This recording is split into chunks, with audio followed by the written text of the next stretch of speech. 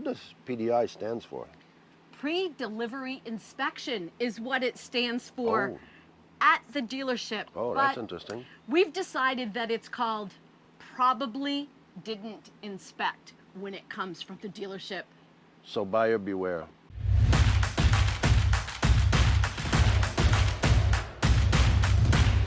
Buyer beware. Dealer PDI versus a certified NRVIA RV inspector. Well, see, we just had a comment not too long ago about this, exactly about buyer beware. And here's his statement, his post. He says, there's an old saying about anything, let the buyer beware. If you don't have an inspection by a knowledgeable party or rely solely on the biased salesman, another old saying is true. There's a sucker born every minute, quoted by P.T. Barnum. Just saying. Thank you. There's a sucker born every minute. Don't Are you be one of those sucker? Don't be. Please put your comments below and tell us why you're not a sucker. How did you become to not be a sucker? We're trying to educate people to not become the next sucker. That's why we're doing this. Yes, the dealer will charge you for a PDI up to $1,000, maybe even more. And remember, sometimes it's hidden in the charges and you don't even know what it is, so you better read your contract. $1,000 for their PDI, let me tell you, their PDI includes 80 points of inspection. 80, and all it is a visual and a check mark in the box. We have a 500-point checklist, but in some cases, like Pierre and I with Blue Ox RV Inspection, it's upwards of about 800 points. That is far better than any dealer can ever give you. See, with time, you develop your comfort zone, what you're going to inspect, what you realize that you should inspect for the safety of your best friend, meaning you. You are the customer for that day, for those 2 days. You are our interest. We don't care about nobody else. We don't care about the dealer, the seller, private sales, whatever. People try to come up to us and kiss our butt because, well, you know, I got a good unit. I took care of it. We just had this conversation this week. A customer called us. We got a contact with him to synchronize the next inspection. He's saying, I'm going to be there to answer every one of your questions. What do you need to know on my rig? He's the seller. And I told him, I'm trying to be polite. I tried to be politically correct, but sometimes it's kind of, okay, we don't need you. We don't want you there. I don't care what you're going to tell me. I'm there on a mission to find something that will be detrimental for my customer. Something you might be hiding from our customer. People who sell lie. I'm sorry, it's a statement. Comment below, tell me otherwise.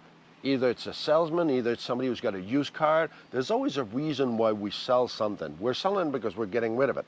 There's a reason why we're getting rid of it. Oh, it's because I'm sick. It's because my grandmother died. There's always a reason. Every unit, every people we talk to, always come up with a story about we're upgrading so why are you upgrading? What wasn't functioning in this unit? Listen, I try to be nice. I try to understand that there might be out there once in a while a genuine person who's actually honest enough to say that I don't know what's wrong. Please inspect it. And we know you're out there. We know that not everyone knows every detail that's wrong with their RV, but it's our job to find it if you're purchasing that RV, and we will find it. So our goal at first is to protect your interests. We want you to be safe. I'm not there to protect the person selling in any way, shape, or form. I've heard, because we got those threads, I know some inspectors who actually do an inspection versus the trade-in with the dealer to get more work, to get more job.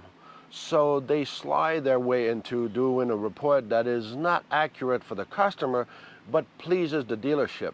Are you kidding me? That's not good. I don't care you don't like me, inspectors. You know what? Turn the page, go to another channel. I'm fine with that.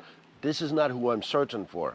I'm trying to educate my people, my RVers. We're there for our customers. Not the inspectors. If you don't know what we're talking about, you need to interview an inspector. That's what I'm referring to. There's an ethic that we follow on which we learn at school. I went to school. I forward my knowledge to Laurel in the things she's got to look for, the things she's got to learn. When she has a doubt, she reaches out to me. Because in any school system, like she did when she went to hairdressing school, How does that work? How do you interpret a course when you go to have a license or You go to... learn 10% of your knowledge in school, 90% in the field. Same with doctors. They learn 10% at school, but guess who's the guinea pig? You. So when you're out there and you're working, you're gaining that knowledge, that experience with many different types of RVs. That's where you're gaining your knowledge. Everybody graduated. Hairdressers were hairdressers. You got a lot of shitty hairdressers. You've got that butchered haircut one day. Not me. I just Who are do you color. talking I don't about? do... So, Your hair looks great. well, yeah, I got a special He hairdresser. gets the RV haircut. I sleep with her at night. That's my in. So, whatever. Same thing with doctors. They all graduated. It's funny. Everybody has a specialty. And you know as well as I do, and like nurses Colleen will tell you, oh, do we know? Yeah, not all doctors are real good doctors. Oh, isn't that funny? But they graduated. Like all the inspector, you're going to have to look for or look at. So there will be variation in knowledge, the capacity, their background. See, Laurel and I have this advantage that we used to be in the manufacturing business. We were in the trailer manufacturing business. She used to sell hydraulics. She used to sell log loader trailers. Yes, we've had Blue Walk's name for 21 years. So the background of the person that you're going to hire is important. The background of an inspector at a dealership where the turnover is probably 90 people a month, I don't know how you're going to have a consistent PDI on this. Talking about PDI, what does PDI stands for? Pre-delivery inspection is what it stands for Oh. at the dealership. Oh, that's interesting. We've decided that it's called probably didn't inspect when it comes from the dealership. Yeah. PDI, probably didn't inspect. So buyer beware. It is your investment, it is your time, it is your money, and it's up to you to know what you're going to do with it. So let's talk about your CRL.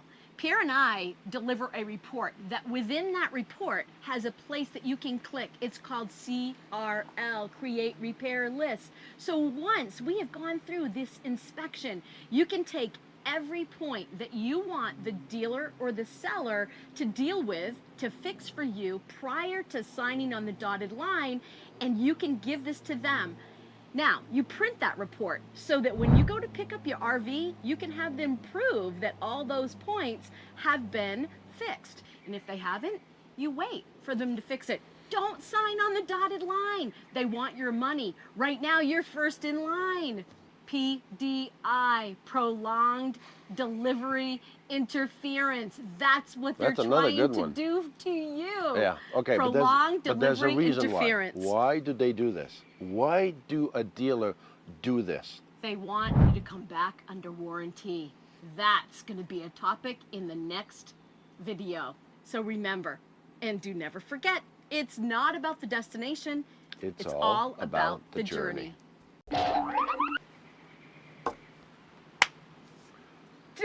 Why you're not a sucker? How didn't you... Have you been looking at me the whole time? No, Okay. no, I am starting over. I'll start all over. Plus, we got to contact with him to synchronize the next inspection. All right, so Laurel's bringing me back on track because sometimes I go phew, squirrel. Hairdressers were hairdressers, and you got a shit. So I'm going to cut that out. Laurel, cut all that out.